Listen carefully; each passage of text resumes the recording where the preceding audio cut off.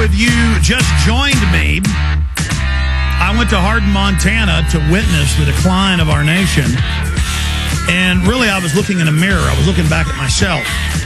We can laugh at those Montanans wanting to be conned by a charlatan, wanting to have foreign mercenaries come in black Mercedes and with German enforcers, with some guy from Serbia saying they were going to police and run the town and fill the local prison as an economic development.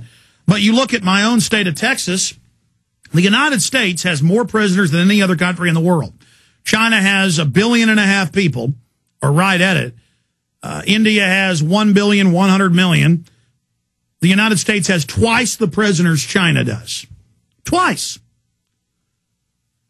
And Texas has more than any other country in Europe.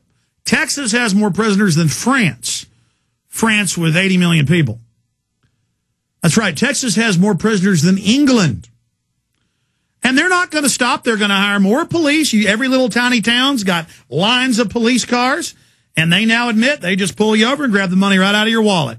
The Dallas police just throw bags of chalk in your car. They take it. They don't care. Government is rogue and criminal. And the sooner people figure this out, the better. And that's all a city is. I mean, why not have some foreign con artist with German troops in tow shaking everybody down in Hardin and announcing he's taking over the detention FEMA center? Why not? I mean, it's the same thing to have locals doing it. It's the exact same thing that we live through in this society. And it is only going to get worse until we as a society begin to wake up to what is happening. And so when I talk about Hardin, Montana being a microcosm, it's not just a microcosm of other towns around the United States where you drive through Texas, you drive through Alabama, you drive through New York, you drive through Illinois, you drive through Minnesota, you drive through Arizona. I mean, I've been all over. Not as much as the Johnny Cash song, I've been everywhere. Man, I've been everywhere, but I've been a lot of places. And I've been to Canada, and I've been to Latin America, and I've been to Europe. And you don't see prisons like we got anywhere. It's rare to see a prison in Europe. It's rare to see one in Mexico. And if you do, they're hellacious and you don't want to go back. And boy, their police are corrupt down there too. All I'm asking people to do is to get this mind-controlled image of the police and government as some heroic, wonderful, perfect, pure as the driven snow thing we've got to fall down and worship, to what it really is, something super dangerous. Yeah, you got to have some government, but you better keep it within the Bill of Rights and Constitution. You better keep it very small and starving.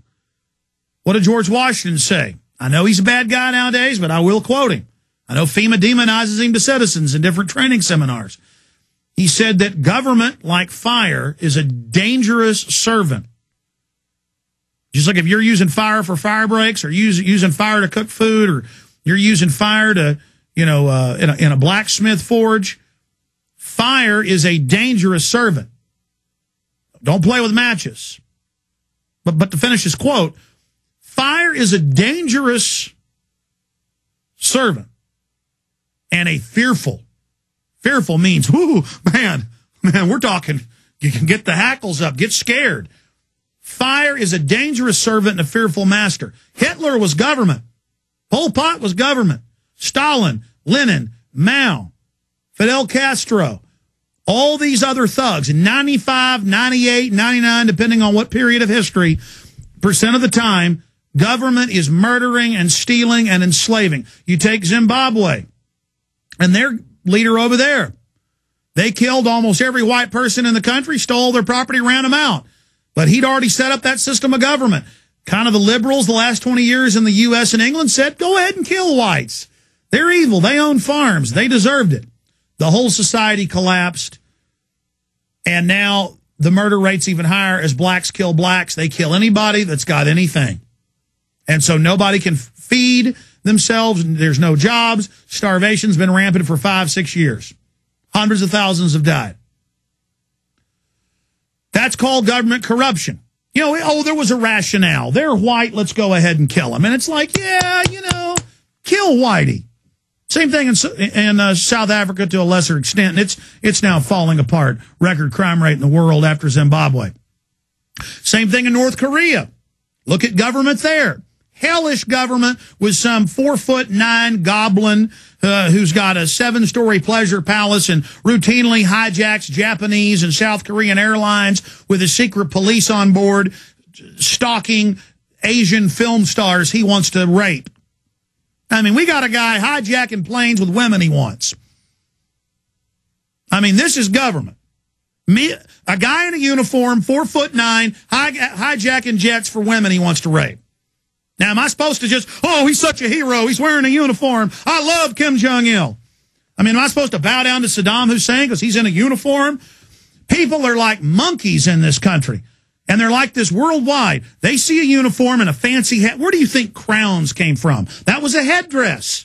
People make fun of ignorant savages around the world that are wearing headdresses and stuff. Well, what do you think they do in England? You get some old murderous woman with her murderous family committing all these crimes worldwide. Everybody worships her. She's got a big glistening headdress with diamonds on it. And our presidents get down and kiss her on the hand and kiss her butt. This is a woman who has a groom of the stool. She doesn't even wipe her own hind end. You don't believe me? Google that term. That's right. She has a white-gloved butler that does it. And when Obama sees a Saudi royal or he sees a British royal or Bush does, they bow down to him. Because their family were kingpins, mobsters, who got so much power they got armies under them, and they started wearing fancy headdresses. And oh my gosh, we all love badges, so that's why the Queen wears dozens of badges all over, festooned with badges. Pull up a British royal in official dress, just festooned with badges. And so why not have a con artist show up with mercenaries in a Montana town and start policing people?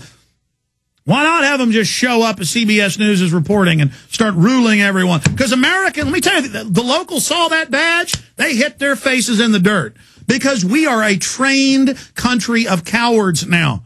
I want to get our freedom back. Our country was founded on hating crowns and hating badges.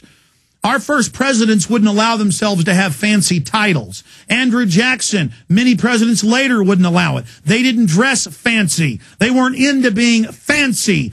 They weren't into badges. They were into being strong and honorable and creating things and inventing things and trailblazing, not on wearing bling. Yeah, I don't like bling when somebody's got a big gold grill in their teeth, okay? And I don't like it when Queen Elizabeth II runs around with all her badges and all her diamonds and her crown saying, I'm better than you. You know, I don't like India.